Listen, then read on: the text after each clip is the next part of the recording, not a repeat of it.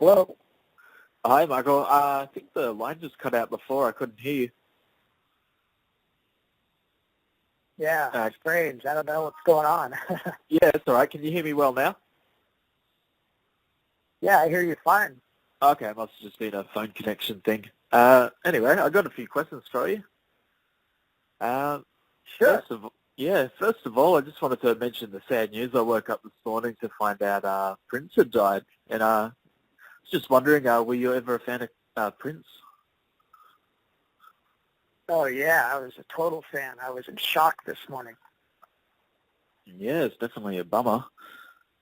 Did hear you're going to be touring Australia in October, though. That's going to be really cool. I haven't seen you guys perform yet. Have you been to Australia before or recently?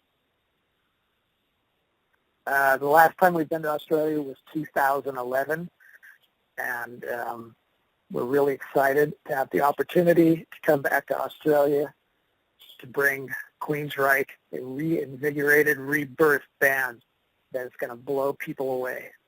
Yeah, this is our second album now to feature Todd Latour. I really dig the new sound. It's a very modern Queensryche. I'm just wondering how the crowd's been taken to the new singer. Are you still pulling in the big crowds? Are people still going off at concerts? Seamlessly integrated. The fans love him. You know, He's the real deal. There's no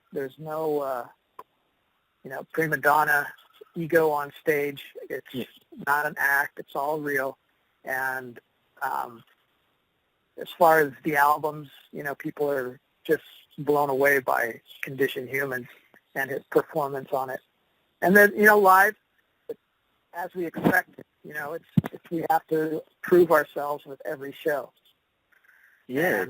And that's what we're doing, because we're getting people that haven't seen us in a long time or, wondering what happened or, they've had their head in the sand or something, and they're just like, jaws are dropping. And it's unbelievable, after a show how many new fans we get. And it's just unbelievable how it's just a viral situation right now. So it's really great that we get to bring, this version of Queensryche, a high energy, like the good old days, to Australia. Yeah, and are you playing more new stuff in your set? Do you still play the old stuff too? Yeah, it's a good mix of old and new.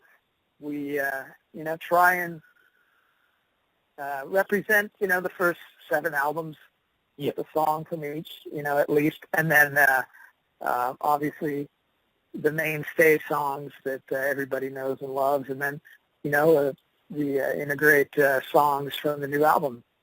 So it's not an easy task, when you have 30 years of music to try and choose to put in, 90 or so minutes. So, but it's always fun to promote an album, and we've gotten such a great response on the songs from Condition Human in the set that it's just mind-blowing.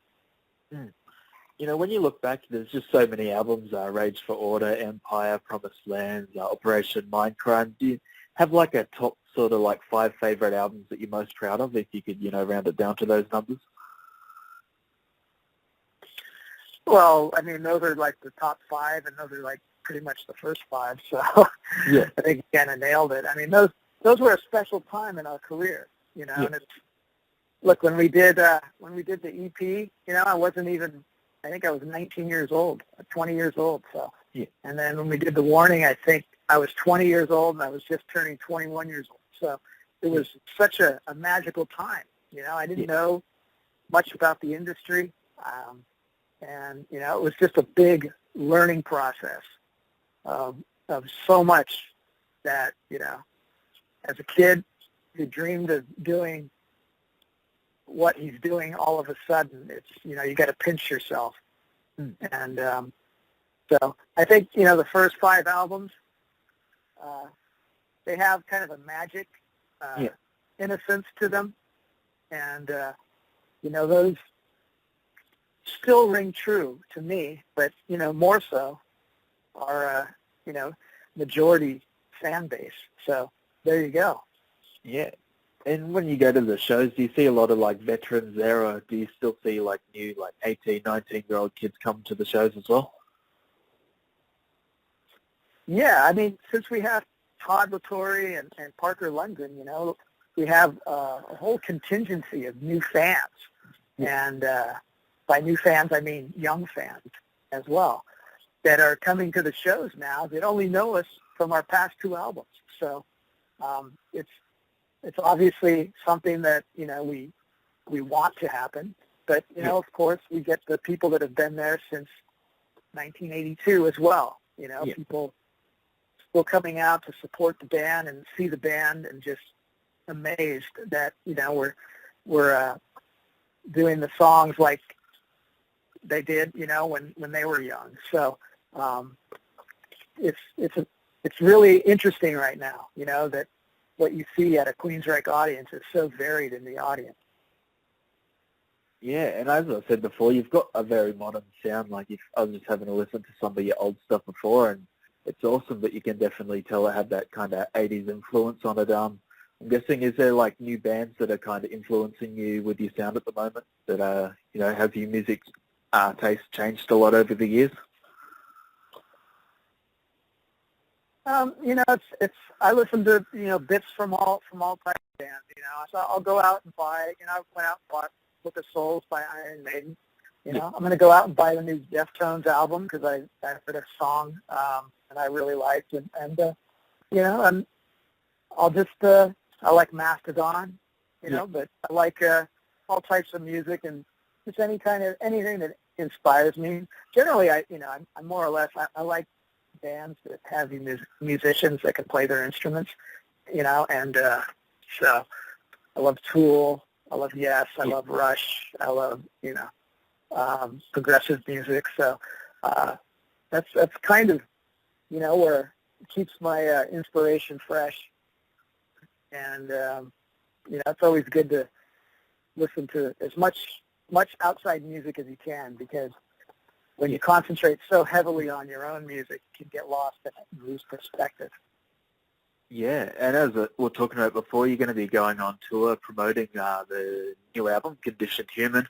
What do you guys normally do after you finish a tour? Do you have a bit of time off to spend with your families, or do you go straight back to the studio? What's your process? Well, you know, we started in January, and we are going to, you know, December. Yeah. And so the album's been out 6 months, and, you know, generally the record company wants a new album every 1.5 to 2 years. So I think in January we're going to start writing a new record. So that's kind of what we'll do. And we do that, you know, in Seattle where we live, so we get to be home, and that's always a good thing. You know, keeping the family bond strong is always just as important. And but yeah, we're busy guys. You know, I got to say that. I mean, it's like we're out there with everybody else, and it's a lot of work. It's a lot of fun, and you know, it's very rewarding. You know, to see everything happening the way it is for us. Yeah. You know, for me, it's always sort of been a dream to just be able to go on tour, you know, either as a musician or just be part of that journey. I'm just wondering, since you've been doing it for decades now, is it hard work? Is it exhausting? And do you think it's worth it all up? Yeah, I'd be lying to you to say it's not exhausting. I mean, but you know what? It's worth it, though. I'm a road dog. You know, I was built to do this, and I can't party like I did when I was in my 20s, so I just don't do that now. But you know, it's something that, you know, all the flying and traveling is can wear you down a little bit. But you know, the performing on the stage is that magical time, and it makes it all worthwhile. Yeah, awesome.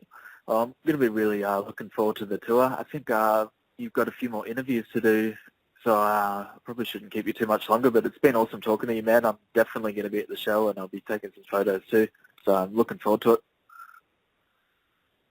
Yeah, well, thank you very much. Yeah, and tell your friends. You know, this is going to be something to definitely see.